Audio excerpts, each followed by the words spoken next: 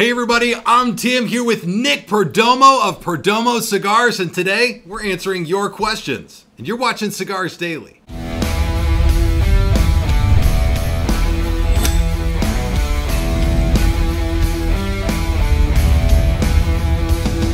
Hey, get more out of this video when you join the community on Cigars Daily Plus. Have you heard of Cigars Daily Plus yet? Absolutely. It's the place to go to get more out of Cigars Daily content and enjoy the massive community that is the Cigars Daily Nation. I spend a lot of time in this studio, Nick, interfacing with cigar smokers. It's one of my favorite parts of my job. Right. But not all the time do I get somebody with your wealth of knowledge and experience. And so today, I want to throw some questions at you from members of the Cigars Daily Nation, sort of about all things cigars. Okay. How long have you been doing this, first of all? 32 years. 32 years. Yeah. In those 32 years, what's the hardest lesson you've learned about cigars in the business? Well, it's a very hard business, and any business has to really struggle and really have to know that they have to struggle. But I was blessed. I had really good tutelage from my father and my grandfather and a lot of the people that worked for the company. But even through all that, Tim, there's a big learning curve. And you have to be fiscally responsible. You have to know to make sure that your employees come first in paying them and so on. And through a lot of hard knocks, and 32 years later, thank God, we're in pretty good shape. So I just grabbed a few of these cigar-related questions, and some of them will be a little more specific, and some of them will be a little more broad. But the first one comes from Keaton H., and he just says, this is a question for everyone. I've been smoking cigars for over a year now and have a decent collection, and have been able to find plenty of cigars that I like, but I have trouble picking up a lot of flavor notes. I know that it's something that kind of comes with time, but I was wondering if anyone had any suggestions on a cigar where the flavor just slapped you in the face and were more obvious. Thanks, everyone. So it's a bit of a twofold question about tasting flavor notes, and then any Perdomo cigars where a particular note is like accessible, sort of low-hanging fruit. Yeah, I think the cigar we're smoking today, the Perdomo 10th Anniversary Maduro, this is the most unique cigar I made when I blended this 5 years ago. What I wanted to do was really pick up the sweetness of the wrapper, and I think you really taste it. And we used a lot of tobacco from the Jalapa Valley, and the Jalapa Valley is about 2 hours north of where our facilities are, Tim. Beautiful place. Yeah, very mineral-laden, reddish-brown, loamy grounds, and what it does is it produces a lot of sweet tobacco. So to accent that wrapper, I added actually more tobacco than I normally would from this valley, and I think you really pick it up. It's not the most full-bodied Maduro we make by any chance, but I think it's very tasty and very flavorful, and I think somebody like this young man will be able to taste those nuances. And it's really how you blend the cigar, and really in the different valleys you have where you get your pronunciation of flavor. And the consistency of the blend of the dosage has to be done by lot numbers, not by the cities where the tobacco is grown. I think that's where a lot of mistakes are made. For example, Tim and I were talking earlier, if you're down by a river and you have grounds, you're going to have more erosion from water, and it's going to be more loamy. And even though Tim and I are only maybe 5 feet apart, his tobacco is going to be lighter than mine because I'm upstream and the grounds are a lot more heavier. So you have to do this. So what we do is topographically, we actually separate all our farms by lot numbers, and we do it via satellite is the way we work. We work with Google and a brand called Install. Yeah, and we do everything over the top, and then we take the images, and what we do is we do it. For example, we have a new farm, a fairly new farm named after my daughter, Natalie. It has 67 different fertilizations. Most people would say, well, it's from Esteli, I'm going to throw so much nitrogen. And this makes a big difference, folks, when you're tasting the cigars. And I think a lot of the cigars that Tim has here, the reason they've been out for 20 and 22 and 23 and 25 years is for their consistency. And the reason we zeroed down on that is our agronomy department does a phenomenal job, and not only seed strains that we need on the tobacco, but also where these tobaccos are grown. I'm just going to give you a little bit of an extra perspective on that. You can understand all that stuff, and that will help you sort of get where the flavor notes come from, and knowing about all of those things. Or, this is a simple way to do it, just smoke the cigars of a guy who understands all that stuff, like Nick Perdomo. Clearly that understanding has come into good value because Perdomo's cigars are so consistent. And yes, sweetness in the wrapper on this cigar, really nice, voluptuous sweetness that comes through and is very easily attainable for a flavor note. And I think over time, your palate does sort of develop to where you can pick up more of what you're looking for. It does, and you'll pick up, cedar. A lot of that comes, tobacco is a sponge. It absorbs everything. A lot of it's from the cedar where it sits in the aging room, believe it or not. Sometimes you can taste dark chocolate and coffees and so on, but there are some magazines that come up with these ridiculous things, hints of balls of wood. I mean, we pack furniture with balls of wood, pencil lead. I've never been on the tip of a pencil. I really look, Tim, for a really nice tobacco core of flavor, solid. Whether the wrapper should have sweetness or earthiness. Sometimes you have pepper that's normal. If you take tobaccos from Jalapa, a lot of times you smell them. They smell like honey wheat bread. It's the nuances of those tobaccos, and what makes Nicaragua so special and so great is you have all these different valleys that produce such different type tobaccos, and we've been blessed to be able to be there. All right, on to the next question. This one is from Chris D. He says, looking for advice and guidance. I've been smoking primarily Connecticut shades. I love them, but I want something a little bolder. Maduro seems to be a little too bold for me, stings my sinuses on the retro, and I love to retro. What's a good middle ground? Is it sun-grown, Cameroon, Habano, San Andreas? I loved Aroma de Cuba Mi Amor. Am I oversimplifying? Thanks all. And so I'm curious, for you, if you're like, I mean, obviously your cigar journey's 30 plus years now, you've really developed your palate, but for guys just getting into this who are venturing out of Connecticut's, where do you go? What's your first stop on that? Well, it's a great question from Chris. I mean, I love Connecticut too, and I think you can always bounce back on it. The reason we have 3 wrappers are for the different nuances of flavor. Sometimes a sun-grown wrapper, when you retrohale, will be actually more spicy than a Maduro wrapper. A lot of people are afraid of a Maduro because of the color, but Maduro means to ripen. It's sweet. Unfortunately, there's a lot of cigars out there where they paint and alter the color, and that usually gives you a really brash flavor, and I think that's why a lot of times people think Maduro is so strong. But if you naturally ferment it, it's sweeter. It's the youngest tobacco plant on the, it's the youngest leaves on the tobacco plant, because as we know, tobacco grows in offshoots. But the reason it's so sweet is because it's been under sun exposure all its life. The sun-grown variety is just right underneath it. It's been shaded by those Corona leaves on top.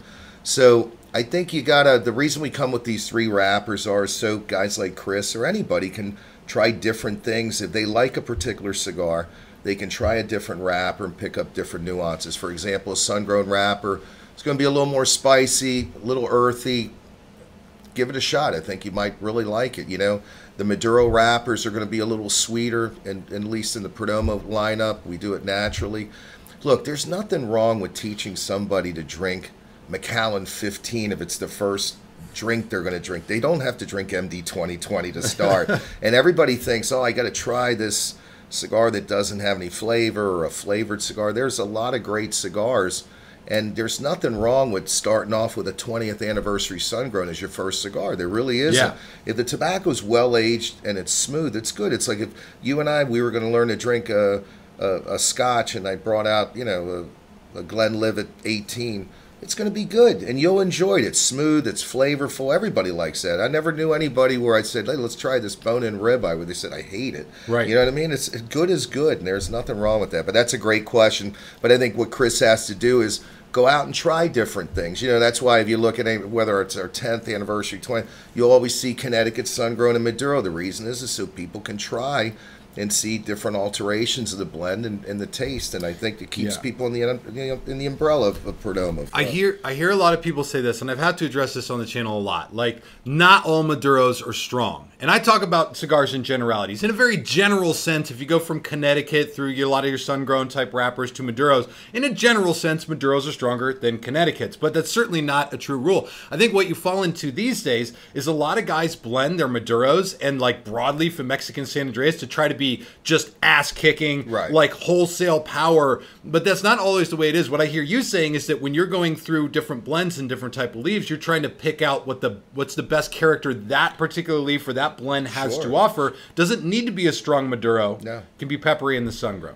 Yeah, the thing of it is I want the cigar to be balanced, and I want it to be enjoyable, and I want you to be able to smoke more than one a day. There's not, look, I can make a cigar that can make people's waters, their eyes water if I want to, just make a nicotine bomb. I just don't find it enjoyable. I really want a cigar that's balanced, it's complex, that somebody can smoke it from beginning to end and enjoy it. I mean, look, at my stage of my career, that's all I want. I want people to enjoy the cigars, honestly.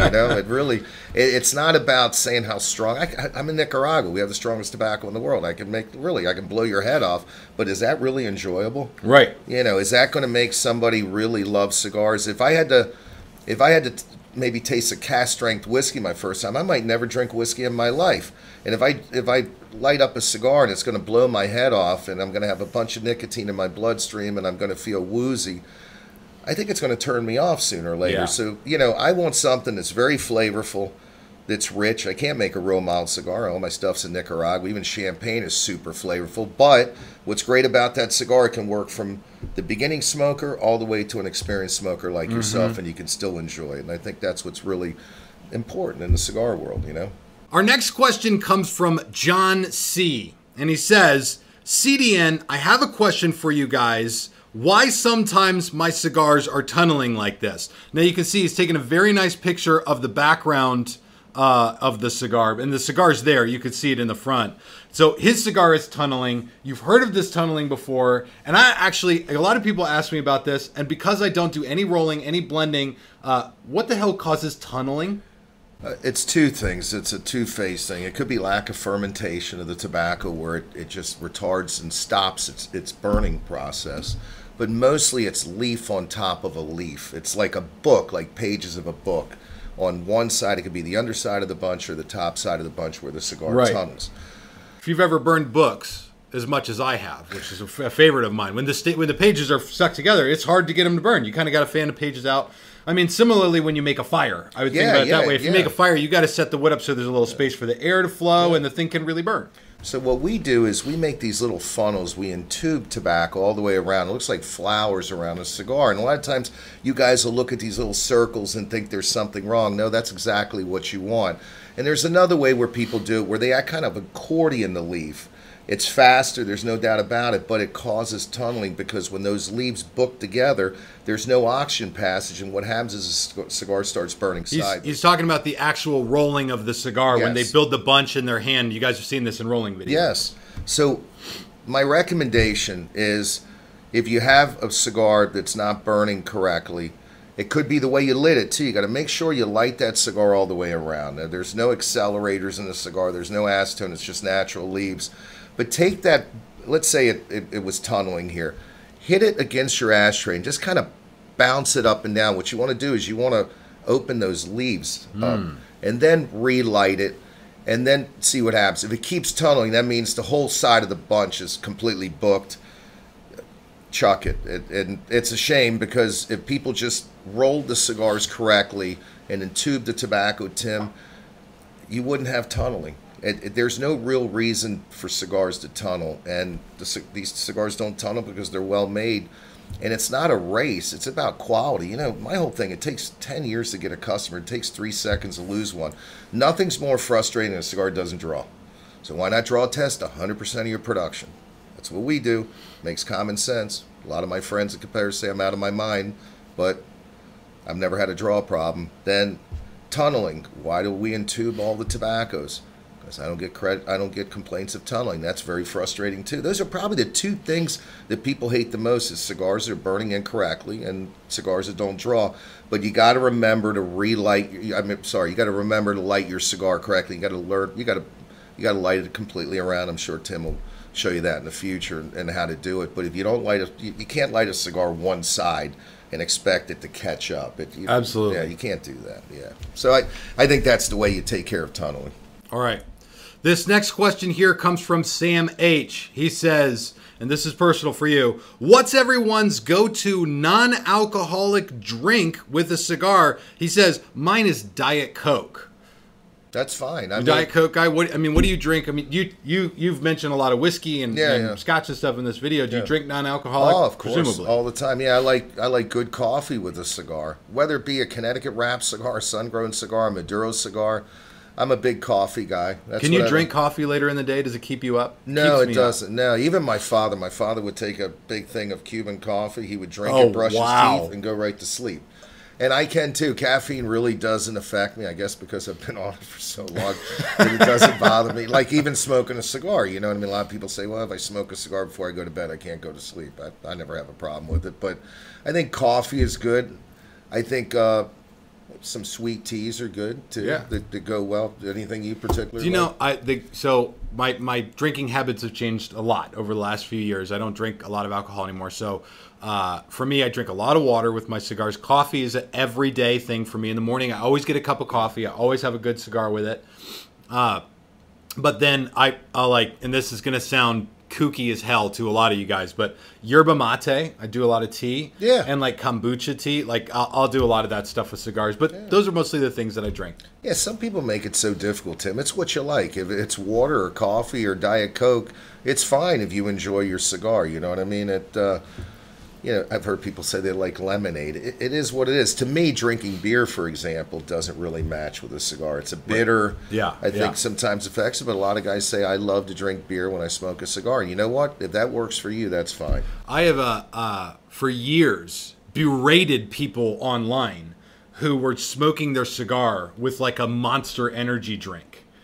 And then caught myself drinking like those C4 BCAA like pre-workout drinks with a cigar, and then realized I'm a hypocrite. And then now I'm okay with it. But yeah, drink whatever you want with your cigars. Anything you like works.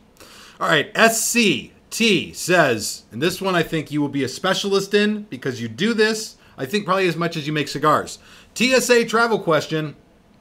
I know soft flames only, and still don't risk a good lighter. Like he says about traveling. However, what's the gamble on a cutter? Any things to avoid or to look for in a cutter that won't get flagged or confiscated? I won't risk a good one for sure. I assume when you travel, you probably have your own like set of rules for yourself on what to bring. Oh yeah, because I fly so much. TSA says you're allowed to bring cutters, but TSA is run by the federal government. And you guys know that the federal government can't run a golf tournament, much less a security. You caught yourself there. Yeah. We all know what they can't run. Yeah. But it's true, and I fight a lot of times. Oh, you can't bring a cutter. Yes, you can, and it delays you a lot of times. Let's speak to this. Oh, yes, you can. Like they don't even know the rules. Half these guys. Yeah. You ever been? Like I fly. I'll have the same travel bag. I'll get flagged in Boston, and in Miami, it just goes right through. It doesn't make any sense. There's no consistency in what they do, but you are allowed to bring a soft flame lighter and you are allowed to bring a cutter. But I would do exactly what you said. I wouldn't bring the best one, and I don't. I was in New Orleans and I had a DuPont soft flame lighter. They tried to take it. I refused. They told me to mail it. I could mail it back. I walked back in the line. I took it with my ticket, walked through the thing. It beeped. They sat me down. I put the lighter with the ticket on top, and they said, "Oh, I don't know why it went through." Took my lighter, put it in my bag. You just got a different TSA guy. Yeah, and walk through because it's just so inconsistent. Yeah, it's one of the most frustrating things for cigar makers to travel a lot. And I always say, they always ask, what's, and I'm not cutting them down because there's a lot of great TSA people, but I always say the three letters that drive everybody wild is TSA. Oh, yeah. And we got to do better than this, man. It's crazy. Sorry. That's good. Next one coming down the pipes right here. Zachary B. He just says, cigar bar etiquette?